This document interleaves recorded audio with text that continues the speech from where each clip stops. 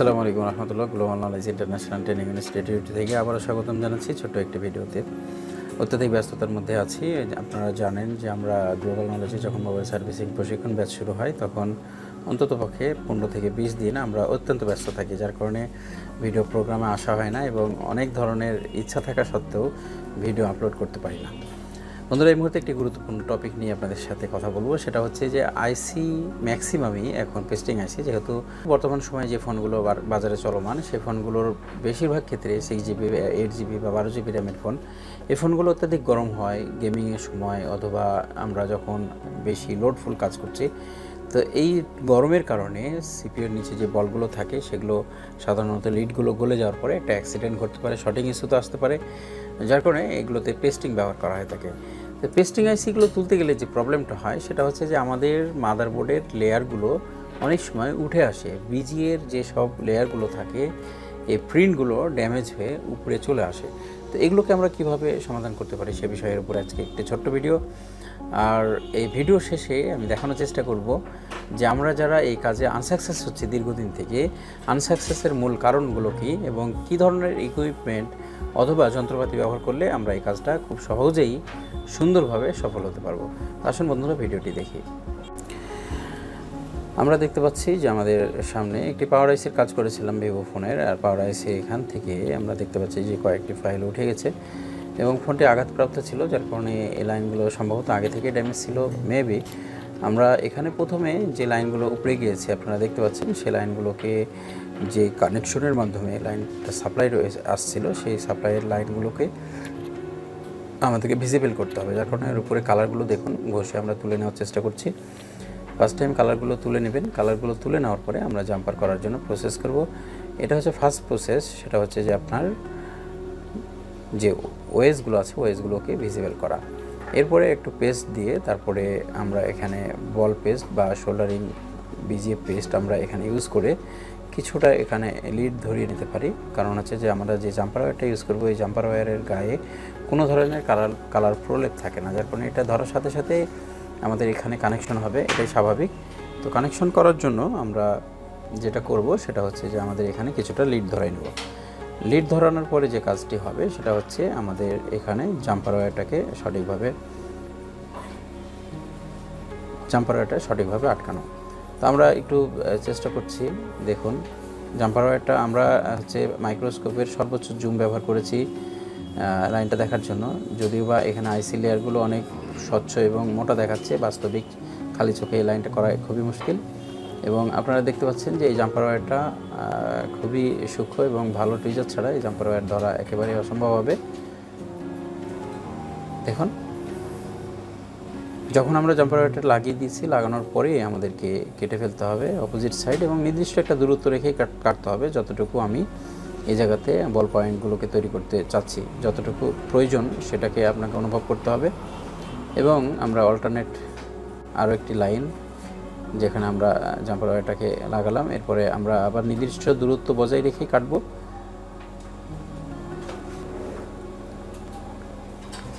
কাটার জন্য আমরা এখানে সার্জিক্যাল ব্লেড ইউজ করেছি। তারপরের যে কাজটি সেটা হচ্ছে যে আমরা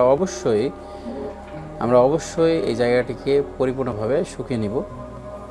শুকিয়ে নেওয়ার পরে আমাদের যে জাম্পার ওয়্যারটা আছে জাম্পার ওয়্যারটাকে আমরা গোল করে আমাদের যে বিজিএ পয়েন্ট আছে সে পয়েন্টের জায়গাটাতে ফিক্স করব। দেখুন, কাজটি অত্যন্ত সুন্দর এবং আপনার কাজগুলো করে ভালো লাগবে। আমরা এটাকে ঘুরিয়ে পেঁচিয়ে আমরা সঠিক জায়গায় দেখুন বিজিএর জায়গাতে প্লেস করলাম।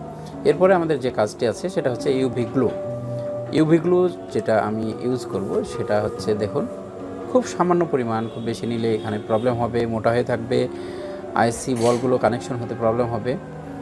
আর আইসি লেয়ারের এসব প্রিন্ট ড্যামেজ হয়ে গেলে কিভাবে সমাধান করা যায় সে বিষয়ের উপরে যথাযথ ক্লাস হচ্ছে গ্লোবাল নলেজের ছাত্রদের।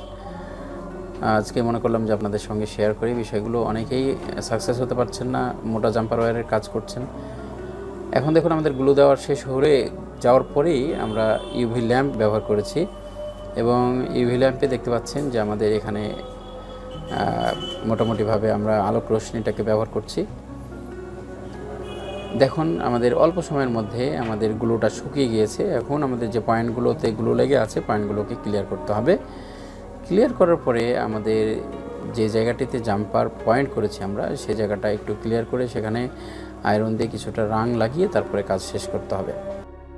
এই কাজটি সফল করার জন্য সর্বপ্রথম যে বিষয়টি আপনাদেরকে বলবো সেটা হচ্ছে একটা ভালো টুইজার আমরা ভিন্ন ভিন্ন টুইজার ব্যবহার করে থাকি, কিন্তু যেহেতু আমরা এখানে খুব সূক্ষ্ম জাম্পার ইউজ করে থাকি, এই জাম্পার ওয়্যারটাকে ধরার জন্য আপনার যে টুইজারের প্রয়োজন সেটা হবে খুব সূক্ষ্ম এবং চিকন একটি তার, যেটা হচ্ছে চুলের চাইতে পাতলা।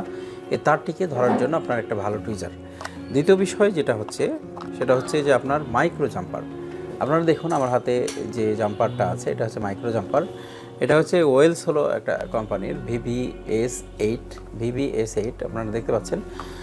এই মাইক্রো জাম্পারটা লাগবে। সাধারণত যে মাইক্রো জাম্পার দিয়ে আমরা কাজ করে থাকি জাম্পার ওয়্যার, এই জাম্পার ওয়্যারগুলো দিয়ে সাধারণত আমরা আইসির নিচে এই ধরনের জাম্পারিং করতে পারবো না, কারণ হচ্ছে যে এই তারগুলো মোটা এবং মোটা হওয়ার কারণে আমরা যখন এর উপরে ইউভি গ্লু দিব, গ্লুটা দেওয়ার পরে যখন এটা শুকানোর পরে আমাদের মাদারবোর্ডের লেয়ারটা অনেকটা উঁচু হবে। সেক্ষেত্রে দেখা যাবে যে ছোট ছোট বলের যে আইসিগুলো আছে, আইসি কানেক্টিভিটিতে আমাদের আইসি এবং হচ্ছে মাদারবোর্ডের কম্বিনেশনটা সঠিক হবে না। সেক্ষেত্রে আমাদের এই জাম্পার ওয়্যার পরিহার করতে হবে এবং আমাদেরকে মাইক্রো জাম্পার ইউজ করতে হবে। মাইক্রো জাম্পার এত সূক্ষ্ম যেটা খালি চোখে সাধারণত আপনার এটা দেখা যায় না, খুব সূক্ষ্ম। দেখুন একেবারে খুব ছোট, পাতলা, চিকন এবং এটা খুব সফট, যার কারণে আপনার শ্বাস প্রশ্বাসের যে বাতাস সেই বাতাসেও এটা কিন্তু নড়াচড়া করবে। তো এটা ধরার জন্য আপনার অবশ্যই ভালো মানের একটা টুইজারের প্রয়োজন আছে। সাধারণত আমাদের জাম্পার ওয়্যার ধরার জন্য যে টুইজার ইউজ করে থাকি সেই টুইজারটাও আমাদের সাধারণত দেখা যায় যে এনাফ না আমাদের এই মাইক্রো জাম্পারের ক্ষেত্রে। এর জন্য বাজারে যেসব টুইজার পাওয়া যায় মোটামুটি 800 থেকে 1200 টাকার মধ্যে এই টুইজারগুলো বেটার হতে পারে এই ওয়্যারটা ব্যবহার করার জন্য। দ্বিতীয়ত আপনাদের হচ্ছে ইউভি গ্লুর একটি ভালো কম্বিনেশন থাকতে হবে। আমার হাতে দেখতে পাচ্ছেন যে মেকানিকের একটা ইউভি গ্লু, এই গ্লুটা আমি ইউজ করছি। এই গ্লুটা মোটামুটি সাপোর্ট দিচ্ছে ভালো। বিগত দিনে আমরা বেশ কিছু ইউভি গ্লু ইউজ করেছি, তার মধ্যে অন্যতম এই ধরনের গ্লু আপনারা দেখেছেন বিগত দিনে। এই গ্লুগুলো এটা হচ্ছে কোকো কোম্পানির। এগুলো খুব একটা ভালো সাপোর্ট না এবং এগুলো খুব হার্ডলি পেস্ট হয় না। যখন আমরা ইউভি ল্যাম্প দিয়ে এটা শুকানোর পরে এটা খুব শক্ত হয় না, যার কারণে আপনি আয়রন ধরার সাথে সাথে এটা উঠে যায়। তো এই ধরনের আপনারা ইউভি গ্লু ইউজ করতে পারেন বা এর চাইতে ভালো মানের কিছু গ্লু বাজারে পাওয়া যায় যেগুলো আপনারা ইউজ করতে পারেন। এবং এবার আসি ইউভি ল্যাম্পের ব্যাপারে। আমি অনেক ধরনের ইউভি ল্যাম্প এই পর্যন্ত ইউজ করেছি, তবে ভালো সাপোর্টের বেশ কিছু ইউভি ল্যাম্প আমি ব্যবহার করেছি, তার মধ্যে এটা অন্যতম। রিলাইফের বর্তমানে ইউজ করছি। বিগত দিনে আরও একটি ইউভি ল্যাম্প ইউজ করেছিলাম, তার চাইতে এটা আমার কাছে ভালো লাগছে এবং ইউভি ল্যাম্পটা জাস্ট এরকম হবে। আর এটা আপনারা দেখেছেন কাজটা আমি কীভাবে করছি, তো যথেষ্ট আপনাকে হেল্পফুল হতে পারে এটা আপনার জন্য। 15 থেকে 20 সেকেন্ডের মধ্যে অলমোস্ট আপনার ইউভি গ্লুগুলো শুকিয়ে দিতে সক্ষম। যদি সঠিকভাবে এটা ধরতে পারেন তাহলে এটা সুপার ফাস্ট এবং আপনার ভালো সার্ভিস। তো সব মিলিয়ে আমরা এই ধরনের ইকুইপমেন্টগুলো যদি ইউজ করি তাহলে আমাদের আইসির নিচের লেয়ারগুলো জাম্পার করার ক্ষেত্রে খুব সহজ হবে। আশা করি ভিডিওটির মাধ্যমে আপনারা উপকৃত হয়েছেন। ভালো লাগলে ভিডিওটি শেয়ার করার অনুরোধ করে শেষ করছি। সকল ভালো থাকবেন। আসসালামু আলাইকুম রহমতুল্লাহ।